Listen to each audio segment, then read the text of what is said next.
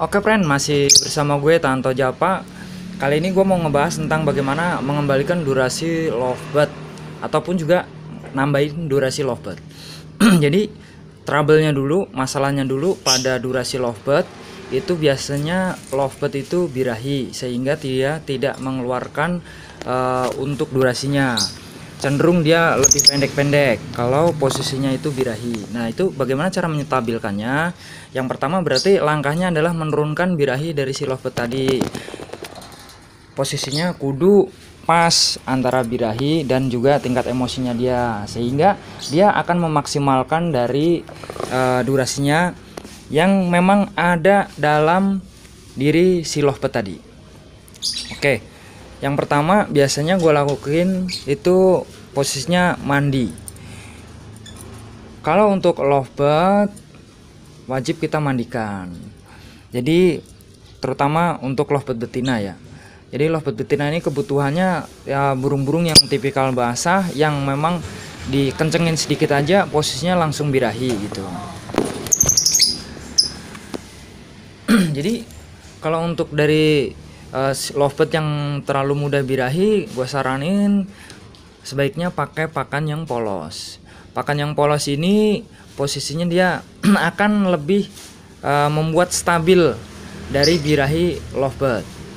Kasih pakan polos ya, biasanya kalau lagi birahi kayak gini gue kasih timun nih kayak gini, extra pudingnya untuk menurunkan birahi. Nah itu posisinya dijemur gak om? Nah tetap gue jemur, tapi posisi porsi mandinya itu biasanya gue naikin, bisa sehari itu 5 kali. Jadi kita bagi-bagi aja waktunya gitu untuk masalah mandinya.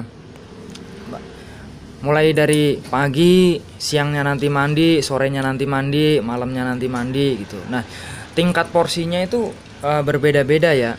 Ada yang memang kemampuannya 2 liter, ada yang kemampuannya cuma 1 liter, ada kemampuannya yang cuma diembun doang gitu. Jadi kembali lagi ke si lovebird tadi, setelah kita tangani dengan proses mandi yang berapa liter tadi, setelah itu mau dampaknya ya. Dampaknya itu terjadinya tuh apa gitu. Setelah itu tuh ke bagaimana? Apakah si lovebird tadi turun birahinya atau memang justru naik gitu. Kadang-kadang lovebird itu ada juga yang dimandiin justru birahi itu ada gitu. Jadi persepsinya wah gue mandiin terus nih biar dia nggak birahi gitu. Justru kadang-kadang ada lovebird yang dimandiin itu justru birahi, itu ada gitu.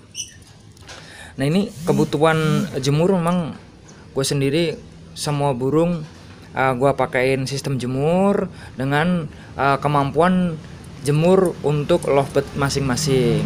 Ada yang kemampuannya setengah jam atau 30 menit, ada yang sampai 1 jam juga ada yang cuma 10 menit pun juga ada. Nah kalau teman-teman pengen tahu gimana nih cara ngukurnya untuk cara penjemurannya berapa menit ataupun berapa jam kemampuan dari si lovebird, nanti bisa juga lihat yang konten-konten kemarin tentang kemampuan si lovebird ini menjemurnya tuh berapa jam atau berapa menit. Itu ada di konten sebelumnya pembahasannya, monggo silakan dilihat. Oke, kembali lagi ke bagaimana cara mengembalikan durasinya, yaitu kembalikan dulu untuk kestabilan birahinya ya. Kalau birahinya udah stabil, tinggal kita ngepasin di tingkat emosinya dia. Kalau emang ini lovebird factor ya itu. Jadi biasanya kalau gua untuk harian lovebird factor ini yang kita bahas, posisinya gua kasih di kandang kotak. Biar apa? Satu, burung ini gue mandiin di kandang bulat sama sekali nggak nampol atau sama sekali nggak ada pengaruhnya yang signifikan. Birahinya tuh tetap ada di situ terus, dia nggak turun-turun gitu, cenderungnya justru naik terus itu. Nah akhirnya gue putusin mandi jemurnya tetap gue pertahanin, pakannya tetap polos, pudingnya timun, kemudian gue kasih kandang kotak. Nah kandang kotak ini fungsinya biar dia ini terbang-terbangan terus gitu. Nah setelah sekitar 10 hari lah, ini baru 10 hari ini di kandang sangkar kotak nih. Kemarin gue lombain,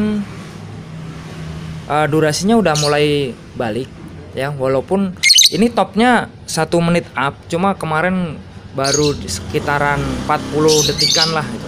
Cuma buka tutupnya udah mulai rajin lagi gitu. Nah ini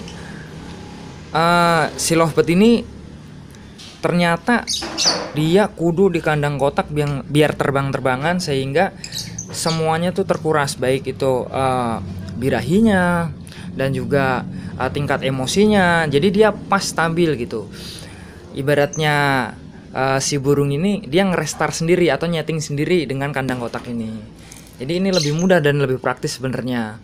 Tapi dengan sistem ini tetap yang namanya mandi dan juga jemur, kemudian pakan itu juga kudu diperhatikan. Nggak semerta-merta pakai kandang kotak langsung dibiarin saja, yaitu nanti ya nihil juga hasilnya gitu.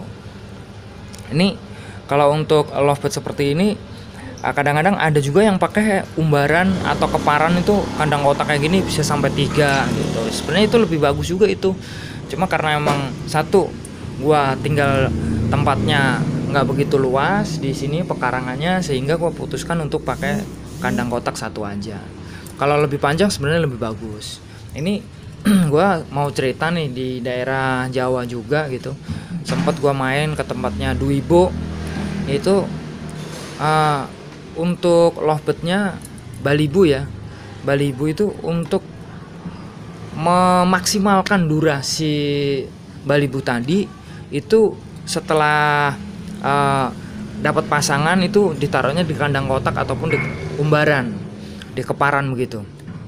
Nah, itu ternyata untuk memaksimalkan dari kemampuan si lovebird tadi. Jadi kemampuan si lovebird tadi, misalkan durasinya memang bawaannya terahnya itu 1 menit, sehingga posisinya dia bisa kayak indukannya dengan cara treatment tadi. Kadang-kadang terah yang memang durasi belum tentu pas lagi di tangan kita menjadi durasi karena penanganannya yang salah. Nah ini dengan treatment seperti ini sebenarnya kita lagi memaksimalkan jati diri dari si lovebird tadi. Durasinya memang 1 menit ya 1 menit.